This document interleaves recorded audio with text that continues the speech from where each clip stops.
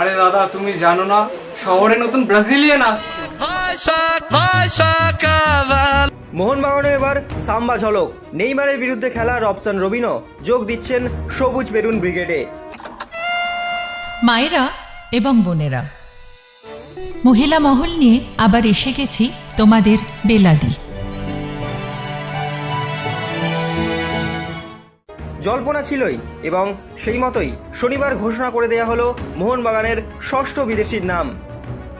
ব্রাজিলের এই ফুটবলার এবার মোহনবাগানে। সামনেই ACL2 এর ম্যাচ সবুজ মেরুন ব্রিগেডের এবং তার আগেই দলের সঙ্গে যোগ দেবেন রবসন। মোহনবাগান সুপার জায়ান্টে সই করার পর তিনি জানান, এর আগে বসুন্ধরার হয়ে মোহনবাগান সুপার জায়ান্টের বিরুদ্ধে খেলার অভিজ্ঞতা রয়েছে আমার। তখন থেকেই জানি মোহনবাগান ভারত সেরা ও সফলতম ক্লাব। ওই ম্যাচে আমি কি করেছিলাম তা সবুজ বেরুন সমর্থকদের নিশ্চয়ই মনে আছে।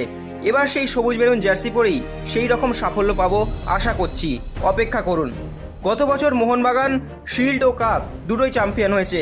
তাদের গত 5 বছরের সাফল্যের রেকর্ড ভারতের আর কোনো ক্লাবে নেই। সেরা বিদেশিরা ওই ক্লাবেই খেলে। ভারতের জাতীয় দলের বেশিরভাগ ফুটবলারও খেলে মোহনবাগানে। আমিও ওদের একজন সতীর্থ হয়ে আসতে চাই, ওদের সাহায্য করার জন্য ক্লাবের হয়ে লড়তে চাই, ট্রফি জিততে চাই। আমি খেলার মধ্যেই রয়েছি, নিজেকে ফিট রাখার জন্য নিয়মিত ফিজিক্যাল ট্রেনিং করি। 2 সপ্তাহ সময় পেলেই আমি টিমের সঙ্গে সব দিক থেকে মানিয়ে নিতে পারবো। আমার বিশ্বাস মোহনবাগান AFC ম্যাচের আগেই আমি দলের একজন কার্যকরী ফুটবলার হিসাবে নিজেকে প্রতিষ্ঠিত করতে পারবো। আমি গোল করতে ভালোবাসি, গোল করাতেও ভালোবাসি, কিন্তু সবার উপরে দলকে ভালোবাসি।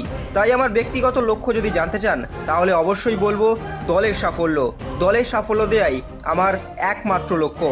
ইতিমধ্যেই মোহনবাগান সাফল্যের চূড়ায় পৌঁছেছে।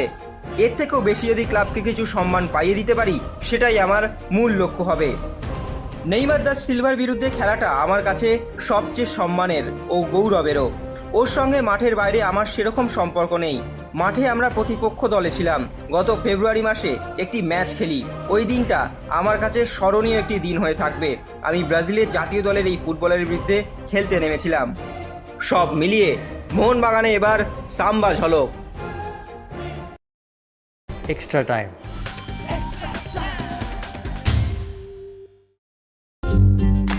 লেটেস্ট নিউজ আর এক্সক্লুসিভ ভিডিওর সঙ্গে আপডেট থাকতে এখনই সাবস্ক্রাইব করুন আমাদের ইউটিউব চ্যানেল।